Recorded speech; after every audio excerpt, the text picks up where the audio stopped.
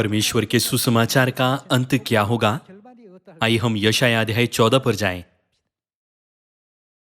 आयत 24 में यह कहता है, सेनाओं की यहोवा ने यह शपथ खाई है, निसंदेह जैसे मैंने ठान लिया है वैसे ही क्या हो जाएगा, और जैसे मैंने युक्ति की है वैसे ही क्या पूरी होगी।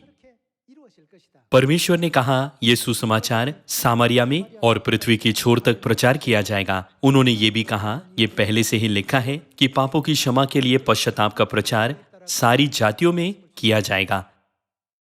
यदि हम सोचते हैं कि यह असंभव है, तो हम ये नहीं कह सकते कि हम परमेश्वर पर विश्वास करते हैं। परमेश्वर की दृष्टि में पृथ्वी नगण्य है, यह पलडोपल की धूल की तरह है। आइए हम आयत 26 पर जाएं। ये किसकी युक्ति है? ये परमेश्वर की युक्ति है।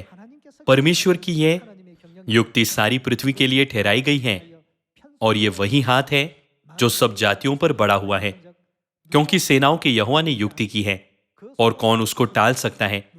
उसका हाथ बढ़ाया गया है, उसे कौन रोक सकता है? सबसे पहले हमें विश्वास की आवश्यकता है, ताकि दुनिया भर में परमेश्वर की महिमा प्रकट हो सके। बीज बोने और उसे सींचने के अलावा हम कुछ नहीं कर सकते। परमेश्वर इसे विकसित कर रहे हैं। परमेश्वर इसे अंकुरित होने, डालियां निकलने और फलने की अनुमति दे रहे हैं। पौलुस ने बाद में इस तथ्य को गहराई से महसूस किया और कहा, इसीलिए न तो लगाने वाला कुछ है और न सींचने वाला, परंतु परमेश्वर ही सब कुछ है जो बढ़ाने वाला है। पौलुस ने महसूस किया कि उसने कुछ नहीं किया। इन सभी चीजों को किसने पूरा किया? वो केवल परमेश्वर है। हम वे आत्माएं हैं जिन्होंने स्वर्ग में पाप किया और पृथ्वी पर निकाल दिए गए, और परमेश्वर ने हमें पश्चाताप करने का अवसर दिया है। उन्होंने हमसे संसार के सभी लोगों को शुभ संदेश अर्थात स्वर्ग के राज्य का सुसमाचार सुनाने के लिए और स्वर्ग के राज्य में लौटने के लिए कहा। तब हमें स्वर्ग के राज्य में लौटने के लिए बिना किसी चूक के हर जगह सुसमाचार का प्रचार करना चाहिए। सभी लोगों को प्रचार करना इस बात का प्रमाण है कि हमने पश्चाताप किया है और हमारे सभी पिछले पापों को क्षमा किया जा सकता है। परमेश्वर ने कहा, वचन का प्रचार करो, समय और असमय तैयार रहो।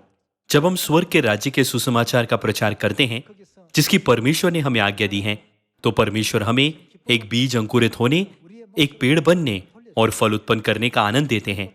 कृपया विश्वास कीजिए कि जहां आप इस सुसमाचार को बोते हैं, वहां वो निश्चित रूप से बढ़ेगा। जब हम विश्वास के साथ और बिना किसी हिचकिचाहट के सुसमाचार का प्रचार करेंगे, तो हम निश्चित रूप से अनुग्रहकारी और सुंदर फल लाएंगे। आइए हम जाकर प्रचार करें। परमेश्वर ने मुझे आज प्रचार करने का दूत कार्य दिया है, इसीलिए आपको इसे अवश्य सुनना चाहिए।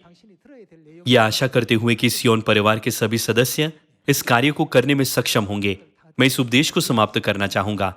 आपका बहुत बहुत धन्यवाद।